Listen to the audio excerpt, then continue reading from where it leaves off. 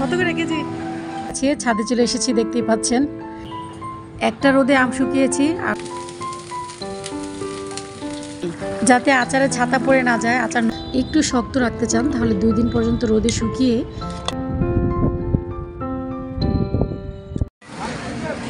কত করে কেজি? 50 টাকা আমের কেজি। এইটুকু আম কত টাকা কেজি? আম 50 টাকা। তাহলে দুজনের কয় কেজি নিবা? 50 টাকা কেজি। কয় কেজি নিবে? 3 কেজি। আমারে 3 কেজি দেন, ওরে 3 কেজি দেন। বাচ্চা বাচ্চা দিবেন।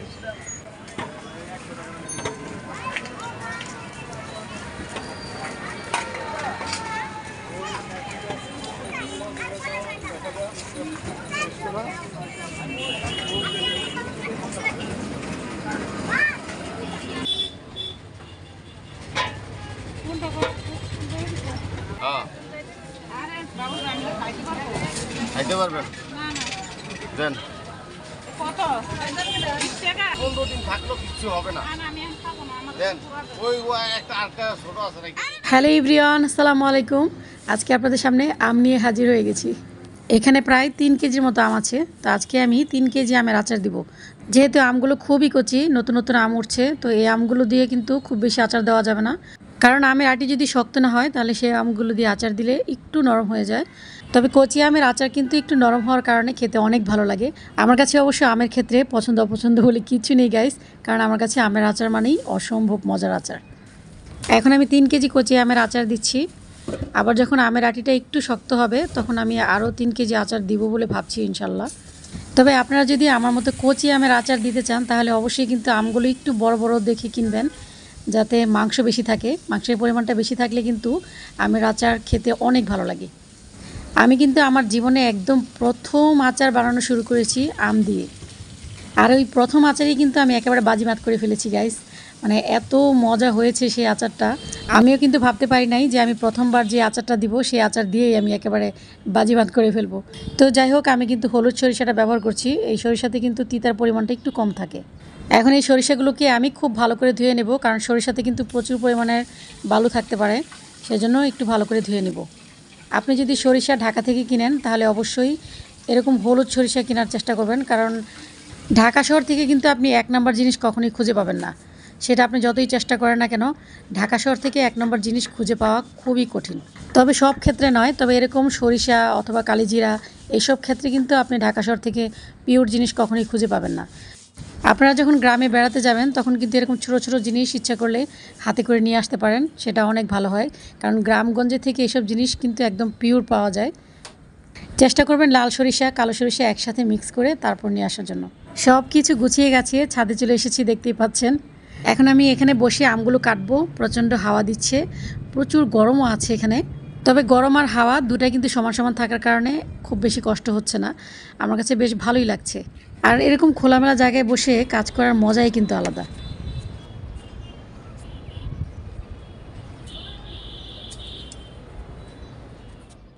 ছাদে এসে আমার মনে হয়েছে খোসা ছাড়ানোর যে মেশিনটা, সেই মেশিনটা আনতে আমি ভুলে গিয়েছি। এখন আবার নিচে গিয়ে মেশিন আনানোর কোনো শক্তি আমার নাই গাইস, যার কারণে আমি এখন এই ছুরি দিয়েই যেভাবে যতটুকু পারি ততটুকুই খোসা ছাড়ানোর চেষ্টা করছি আর কি।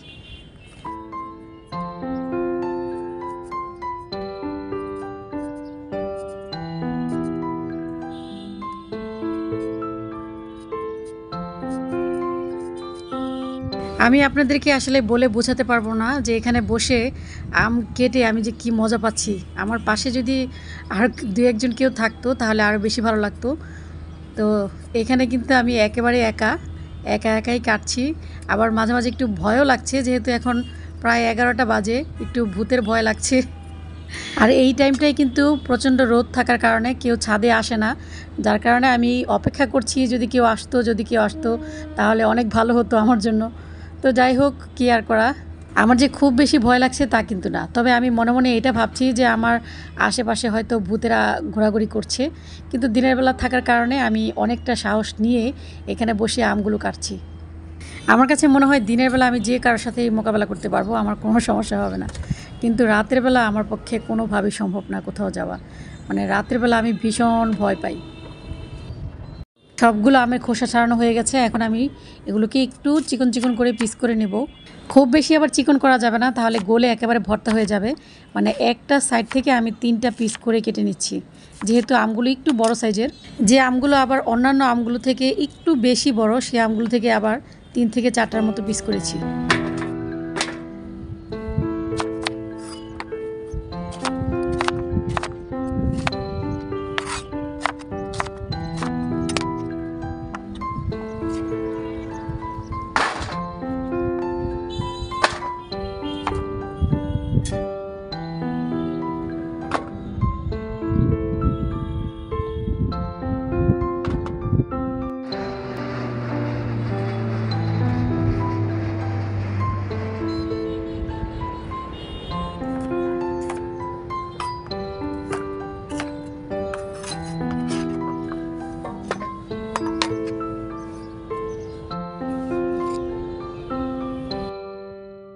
এখন আমি দিয়ে দিচ্ছি বেটে রাখা সরিষা। এখন হয়তো অনেকে বলতে পারেন যে সরিষা বাটাটা আমি এখন দিচ্ছি কেন। এই সরিষা বাটাটা কেন দিচ্ছি সেটা আপনাদের সাথে একটু পরে শেয়ার করছি। এখন দিয়ে দিচ্ছি লবণ। পরিমাণে অনেকটুকুই দিচ্ছি, যাতে আচার বানানোর সময় আর না দিতে হয়। যদি আপনারা আচার ছাদে দেওয়ার চিন্তা করেন, তাহলে অবশ্যই লবণের পরিমাণটা একটু বেশি দিবেন।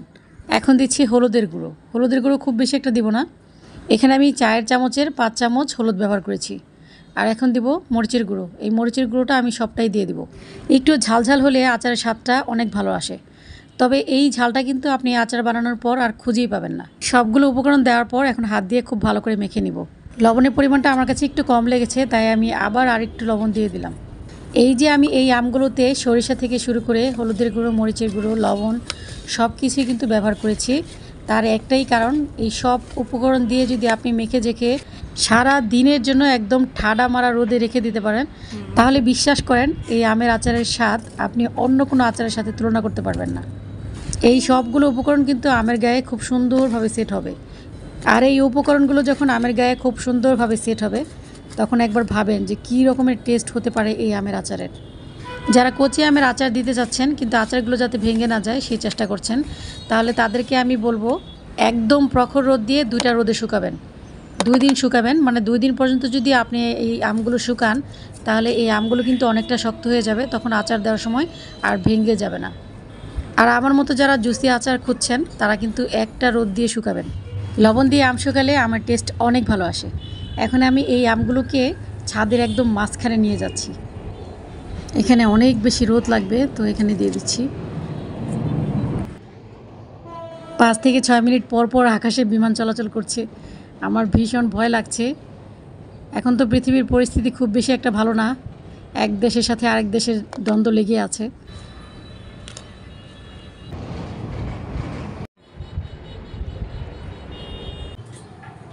এই যে দেখেন, আমগুলো কিন্তু খুব সুন্দরভাবে শুকিয়েছে। একটা রোদে আম শুকিয়েছি, আর তাতেই দেখেন মাশাল্লাহ অনেক সুন্দর শুকিয়েছে। আমি যেহেতু আচারগুলোকে একটু জুসি টাইপের রাখতে চাচ্ছি, সেজন্য একটা রোদ দিয়ে শুকিয়েছি। এই যে দেখেন, আরেকটা রোদ দিয়ে যদি শুকাতাম তাহলে একেবারে কাঠ হয়ে যেত। গত বছর কিন্তু আমি শক্ত আচার দিয়েছি, আমার কাছে খেতে একদমই ভালো লাগে না, সত্যি কথা যেটা। সেজন্য এবছর আমি কিন্তু একটু জুসি টাইপের আচার দিব।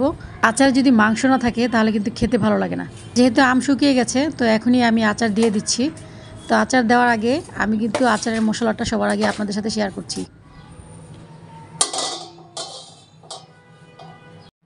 এই যে দেখেন, কম ঝালওয়ালা মরিচ নিয়েছি, পরিমাণে অনেকটা নিয়েছি। এখন এই মরিচগুলোকে আমি একদম হালকা করে ভাজবো। খুব বেশি কড়া করা যাবে না, একদম হালকা জাস্ট গরম করে নামিয়ে ফেলবো। হয়ে গেছে আমার, এখন নামিয়ে ফেলবো।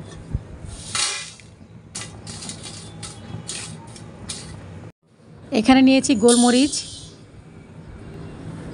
আর এখানে নিয়েছি এলাচি আর লবঙ্গ। এখানে নিয়েছি আস্ত জিরা, আর দিয়ে দিচ্ছি পাঁচফোড়ন। এই সবগুলো উপকরণ কিন্তু আমি একদম হালকা করেই ভাজবো। খুব বেশি কড়া করে ভাজলে কিন্তু তিতে হয়ে যাবে, তো সেই জন্য একদম হালকা করে জাস্ট গরম করব, তারপর নামিয়ে ফেলবো।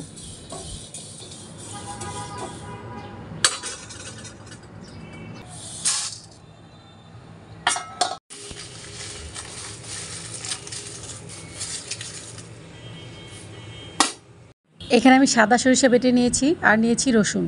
আচারে রসুনের পরিমাণটা যত বেশি দিবেন ততই কিন্তু আচারের স্বাদ বাড়বে। আর এখানে ভেজে রাখা মশলাগুলোকে আমি গুঁড়া করে নিয়েছি।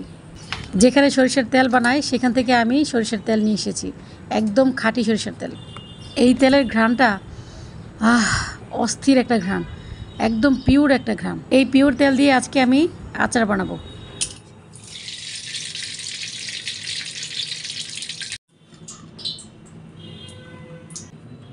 এখন আমি দিয়ে দিচ্ছি বাটা রসুন। এই বাটা রসুনে কিন্তু আমি একদমই পানি ব্যবহার করিনি।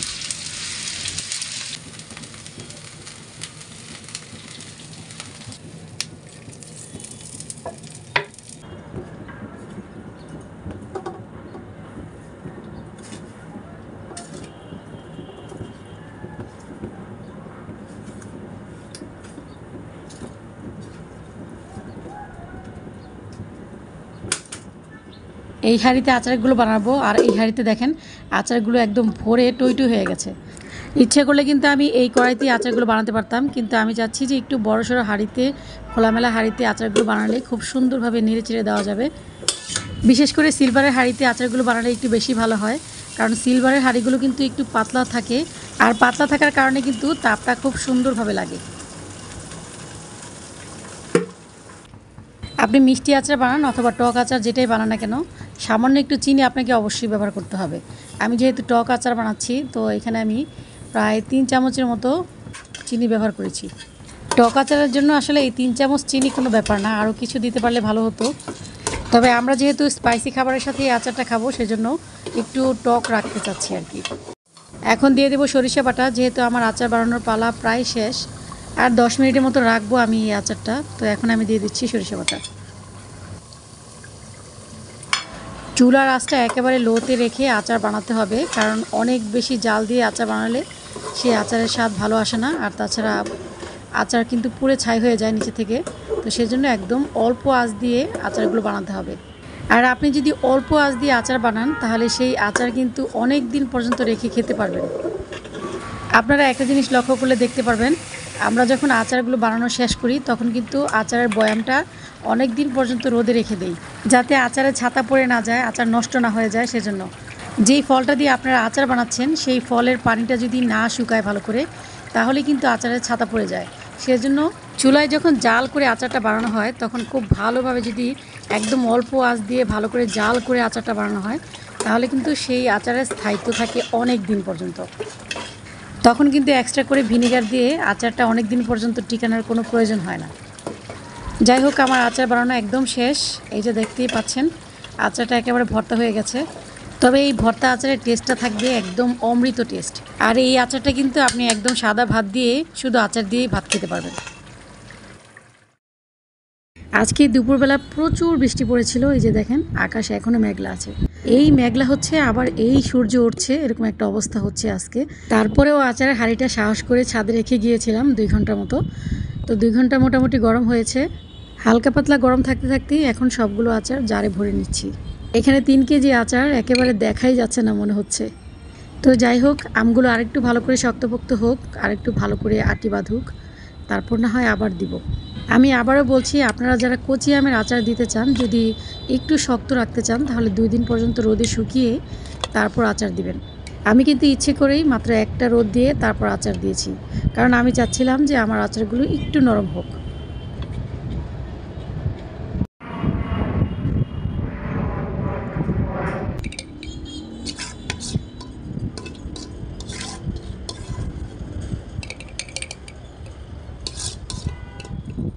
ফাইনালি আমার 2টা জার ভরা হয়ে গেছে। এখন জারগুলোকে আমি টিস্যু পেপার দিয়ে খুব সুন্দর করে মুছে নেব। আর দেখতেই পাচ্ছেন যে ছাদে কি পরিমাণের বাতাস, এত পরিমাণের বাতাস বইছে, মনে হচ্ছে আমি এখনই উড়ে যাব। 3 কেজি আচারে 2টা জার আমার খুব সুন্দরভাবে ভরেছে, আর একটা জার দেখেন অর্ধেকটা ভরেছে আর অর্ধেকটা খালি।